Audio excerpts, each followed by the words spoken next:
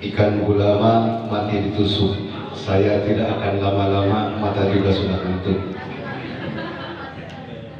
Assalamualaikum warahmatullahi wabarakatuh.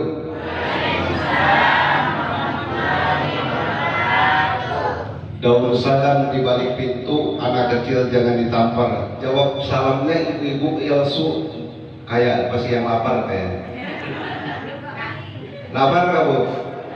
Yang tidak jawab salam saya doakan suaminya nikah lagi, amin. Alhamdulillahi rabbil alamin wal aqibatu lil muttaqin wa ala jami'i anbiya'i wal mursalin wa ala ibadillahi salihin min ahli samawati wal ardh. Amma ba'd.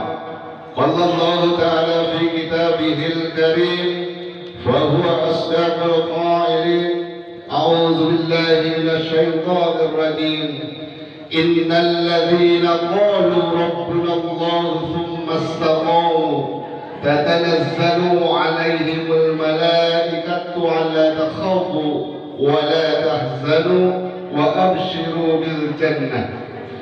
الآية. قال أيضا وما أوتيتم من العلم إلا قليلا. قال النبي صلى الله عليه وسلم من أحيا سنتي فقد أحبني ومن أحبني كان معي في الجنة. حضرة المكرم سيد الكرام para alim ulama wabil khusus dan yang teristimewa Bapak Wakil Bupati Kabupaten Bengkayang yang saya hormati dan insya Allah dirahmati oleh Allah Subhanahu wa Ta'ala. Bapak Kepala Kementerian Agama Kabupaten Bengkayang, Bapak Ketua MUI Kabupaten Bengkayang, Bapak Sekda Kabupaten Bengkayang beserta jajarannya, Bapak Kabak Kesra Kabupaten Bengkayang, Ketua Basnas Kabupaten Bengkayang, Ketua Dewan Masjid Indonesia Kabupaten Bengkayang yang saya hormati dan insya Allah dirahmati oleh Allah Subhanahu wa Ta'ala. Wabil khusus dan yang teristimewa Bapak Kepala Desa Godang Damar. Mudah-mudahan yang ada di depan ini kita doakan dipanjangkan umurnya, amin. Ditambahkan milik rezekinya, amin. Diberkahkan hidupnya, amin. Ditambahkan istrinya, amin. La ilaha illallah. Kenapa yang bisa amin? Tidak apa-apa, yang terakhir kita tunda dulu daripada saya nanti pulang ceramah dibegal oleh ibu-ibu. Daripada saya dibegal, Bu, bagus saya tunda.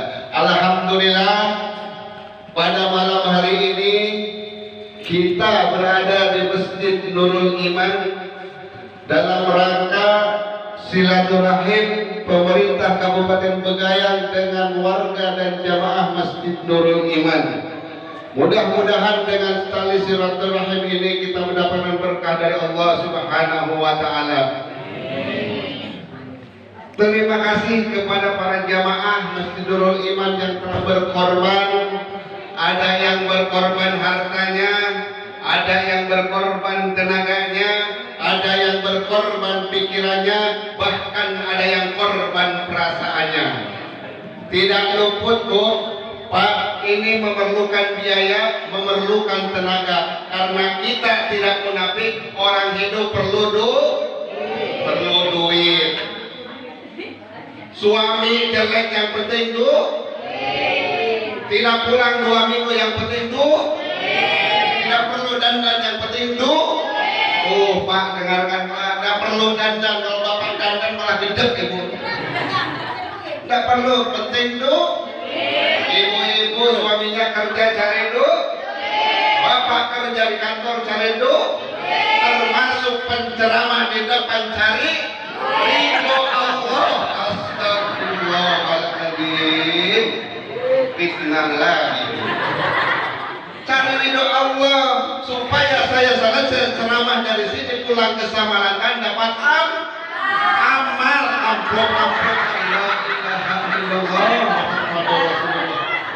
Dapat amal. Bapak panitia bukan saya ngomong ya, ibu-ibu yang ngomong. Gak apa-apa.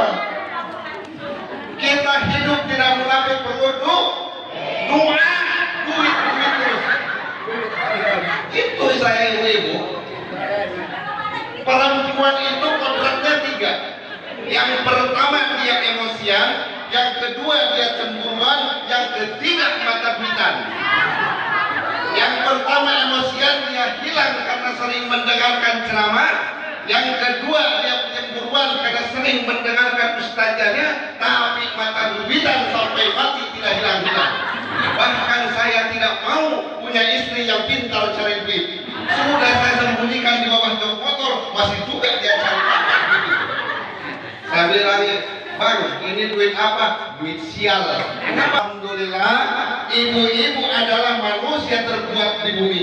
10 kali melahirkan, 10 kali mempertaruhkan nyawanya, betul? Bayangkan Bu, kalau ibu hamil 9 bulan 10 hari, beratnya lebih 3 kilo, tidak pernah mengeluh.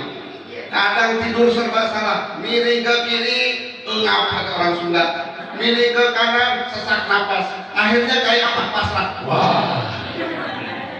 Coba 9 bulan 10 hari ibu tidak tengkurap kuat, tapi bapak jangankan 9 bulan 10 hari, 3 minggu saja tidak tengkurap, sakit kepalanya. Diam Bu anak-anak ya. Nah, ini cerita dewasa. Itu manusia terkuat adalah perempuan. Setelah itu melahirkan, setelah melahirkan dia menyusui, merawat anaknya, tidak pernah mengeluh, tidak pernah meminta gaji. Kerja 1 kali 20 bentar 4 jam, dia tidak pernah mengeluh dengan pekerjaannya. Ibu masak enak-enak, sedangkan sama suami, pernah nggak suaminya, "Mas terima kasih sayang," pernah nggak? Nah, terus urus anak, ibu capek nggak? Capek. Mikir Pak, ibu capek ngurus anak, ibu capek masak. Mulai besok bapak cari satu lagi supaya ibu tidak capek. Kan capek. Nah, itu hanya intermezzo saja Bu, daripada ngantuk. Nah, saya tidak akan berbicara panjang lebar. Di samping keterbatasan waktu, juga keterbatasan ilmu yang saya miliki. Saya akan bicara sekitar 20 menit karena air minum saya cuma dikasih 200 ml. Nah, sudah dipotong 10 menit, tinggal 10 menit. Alhamdulillah di masjid ini pada malam ini memasuki malam yang ke-24, kita masih diberikan kesehatan oleh Allah Subhanahu wa Ta'ala menjalankan ibadah puasa. Apa hikmah dari ibadah puasa? Selama kita dapatkan 24-23 hari ini, apa kira-kira? Yang pertama, puasa mengajarkan kepada kita adalah untuk disiplin. Disiplin waktu. Coba kalau sementara kita enak makan Bu, subuh begitu kedengaran imsak atau azan langsung berhenti, berarti disiplin. Begitu juga siang hari, godaan yang begitu dahsyat, apalagi kalau di sana Bu, di kota di Samarangan. Lihat kalau sudah jam 3, lihat sunlight seperti sirup marjan. Lihat kecoa jalan seperti kurma kalau jam 3. Diuji kesabaran kita, diuji disiplin kita di situ. Bahkan haram siang. Kapan halalnya? Sudah maghrib. Es buah haram kalau siang. Kapan halalnya? Sudah maghrib. Termasuk suami. Puasa mengajarkan kita pertama disiplin waktu, biar makanan enak di depan kita.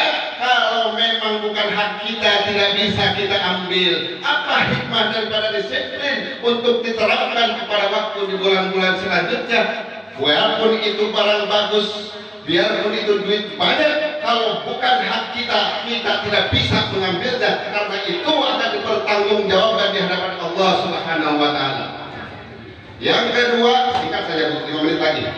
Yang kedua, puasa mengajarkan kita adalah peka. Bayangkan kita puasa 20 24 hari, 23 hari. Haus pencengik tenggorokan, lapar melilit perut, kita baru 24 hari sudah mengeluh. Bayangkan saudara kita yang hidup di bawah garis kemiskinan bukan 1 bulan, bukan 23 hari, tapi bahkan seumur hidup dia merasakan kelaparan, dia merasakan kehausan, hidup di bawah garis kemiskinan. Itulah yang diajarkan oleh puasa, supaya kita peka kita terhadap saudara kita yang membutuhkan. Ketika Allah berikan rezeki lebih kepada kita, maka nafkahkan di jalan Allah dengan membantu saudara kita yang kurang beruntung. Kadang-kadang kita mentang-mentang di dalam anunya suruh bersedekah kepada janda, bapaknya sedekah kepada janda tua, janda muda aja. Mengajarkan kepekaan supaya kita hidup tidak serakah. Apa yang kita punya seolah-olah milik kita, tapi kalau Allah sudah mengambilnya, jabatan, harta, tahta, dan wanita akan habis. Yang ada apa? Masuk ke dalam kubur, cuman amal ibadah yang akan kita bawa. Pajeronya bagus, begitu kita mati dipakai oleh istri barunya. Tempat tidurnya mahal puluhan juta, begitu mati dipakai juga istri barunya. Bapaknya mati, istrinya kawin lagi. Kalau waktu mati, begitu dikubur, belum 40 hari dia selfie, cekrek, la ilaha illallah. Jadi puasa mengajarkan kepada kita disiplin, puasa mengajarkan kita sabar, puasa mengajarkan supaya kita peka apa yang kita miliki belum tentu milik kita semua. Demikian apa yang saya sampaikan. Mohon maaf apabila ada kekurangan. Masihkah? Maaf masih katanya. Terus Bu. Terus, saya bukan tukang parkir. Jadi itu puasa mengajarkan kepada kita peka supaya kita bisa merasakan apa yang saudara kita rasakan. Karena kalau terus saya sebentar ya. Karena apa? Umat Islam itu semua bersaudara. Innamal mu'minuna ikhwana. Sesungguhnya orang muslim adalah bersaudara. Apa kata Jenderal Sudirman? Tidak akan ada kekuatan kalau tanpa ada persatuan. Tidak akan ada persatuan tanpa terikat tali silaturahim. Betul? Coba hidup orang Islam itu harus seperti hidupnya 5 jari. 5 jari kalau kompak nampar bisa, mukul bisa. Tapi kalau nggak kompak, coba ini mukul. Coba kalau bisa. Makan pakai jempol udah habis-habis. Mukul pakai jempol sakit. Coba pakai ini udah bisa. Tapi kalau kita kompak, nampar bisa, mukul juga bisa. Jempol yang pertama siapa? Jempol adalah pemerintah. Kalau pekerjaan sudah dijempol pemerintah, berarti bagus pekerjaan kita. Tapi kalau pekerjaan sudah dibeginikan pemerintah, jangan harap dapat duit. Betul. Pemerintah Pak jempol. Yang kedua, tunjuk orang kaya. Kalau orang kaya sudah nunjuk, apapun bisa jadi. Coba bikinkan madrasah di situ, duitnya ambil, materialnya ambil, jadi madrasah. Tapi kalau orang miskin yang nunjuk, bikinkan madrasah di situ, duit dari mana kau? Orang kaya telunjuk, 1 kali tunjuk jadi. Yang tengah paling tinggi siapa dia? Ustadz, ulama, TNI, Polri, netral kemana-mana, tidak pernah berpihak kemanapun. Itu makanya tinggi di tengah. Yang keempat, jari manis. Anak muda biar buntung tetap namanya jari manis. Masa muda adalah masa yang manis. Inilah masa muda generasi bangsa kita. Makanya Bu, kalau anak ibu nakal, jangan suruh ke masjid. Jangan salahkan orang lain kalau masjidnya di masjid banyak orang yang nakal, anak-anak yang nakal yang ikut sana sini. Karena apa? Begitu dia ikut di rumahnya, jangan kau ikut di rumah, bikin bukan masjid. La ilaha illallah. Suruh ikut lagi di masjid. Tapi kalau anak-anak terapi, insya Allah itulah masa depan kita. Ada di sini santri? Ada santri? Alhamdulillah ada santri. Bu, Dek, jangan takut. Santri itu pada masa depan sukses. Bukan masa depan suram. Kau sukses, isuk-isuk hees. Pagi-pagi tidur. Itu kan kerjaan santri. Kalau ada kerjaan pagi tidur, siang tidur, malam juga tidur. Jangan takut jadi santri. Santri karena tidak ada masa depan, bohong. Santri banyak masa depannya. Coba, kalau orang kampung tanam padi, berapa bulan dia baru panen? 4 bulan baru panen. Tapi kalau penceramah 1 jam dia panen. Sekarang ceramah, nanti pulang dapat padi. Itu ilmu. Kenapa dia? Insya Allah makanya kalau jadi santri jangan takut tidak sukses. Contoh penceramah, petani tanam padi 4 bulan baru dapat duit. Penceramah bicara 1 jam itu dapat duit. Insya Allah dapat duit nanti. Biasanya. Tapi kalau tidak biasa dibiasakan.